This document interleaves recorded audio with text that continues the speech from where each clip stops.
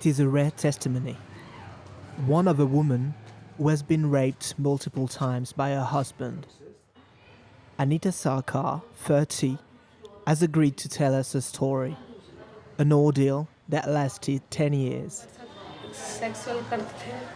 He used to sexually assault me all the time, and if I dared to say no, he would beat me endlessly. He forced me to have sex with him every day. He would lie on me and forcefully remove my clothes. Then he would pull me towards him even if I was saying no, and he would force me to kiss him. What happened to me was rape. When you say no, it's called a rape. And that's what he was doing to me. Even though I was saying no, he didn't care. Her marriage was mired in abuse, but her husband was never held accountable. Since Indian law does not recognize marital rape, she hasn't been able to file a complaint. If the government passes a law, I would definitely file a complaint against him.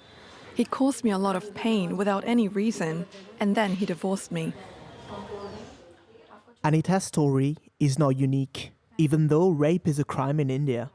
An exception in the penal code stipulates that rape within a marriage cannot exist. Two women's rights organizations have filed a petition to New Delhi's High Court in order to get rid of that law and to criminalise marital rape. One of the petitioners, a victim of marital rape, has decided to remain anonymous for the time being. For a lawyer, the fight needs to start with a change in mentalities. This crime of marital rape has been done away with across the world. I don't think there is any country in the civilized democratic world which recognizes marital rape and says it's not a crime, it's not punishable. I don't think there is a single country. But India, which is the largest democracy in the world, takes that stand. That in some states, when interviewed, the number of men who said that, yes, of course, even if my wife says, no, I have sex, is like 60%. As reported by a national family survey conducted by the government in 2015, 5.4% of married Indian women have experienced marital rape. According to several organizations, these numbers are wildly underestimated. Action India has been helping women who have suffered sexual abuse for more than 4 decades.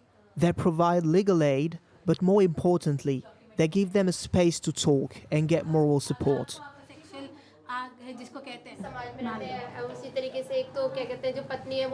We live in a society where women aren't allowed to think by themselves.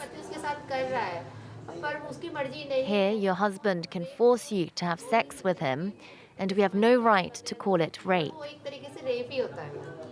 Marital rape remains a taboo. In a society which still considers that meeting the husband's sexual demands is part of the wife's marital duty. When women come here, they have no idea what happened to them. But after talking to us, they're able to put their trauma into words and are able to talk about it more easily. It's really difficult for Indian women to leave their marriage. There's a huge social pressure that prevents them from doing so. They've been taught that their husband is the only important thing in their marriage. The debate on marital rape has a wide resonance in Indian society, but it is also met with a lot of resistance. At the beginning of the hearings at the High Court, the hashtag #MarriedStrike was trending on Twitter for more than a week. A tag launched by men who say they refuse to marry to protest against any change. They fear that criminalizing marital rape would push women to make baseless criminal charges against them. Let's see. Swarup Sarkar is a retired engineer. He is at the source of this hashtag. When you talk about the consent and will of the wife, you must have to consider the consent and will of husband too. A lot of time husband also accommodate. Sometimes husband is not feeling well or tired from the office. Wife want physical relations. Maybe husband not unwilling, but he also accommodate. Now, oh, my wife wants, so let do it.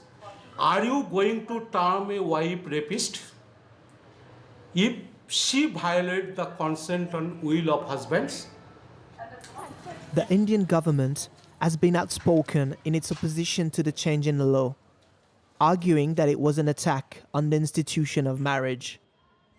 But for many women's rights organizations, it's a sign the government refuses to tackle marital rape.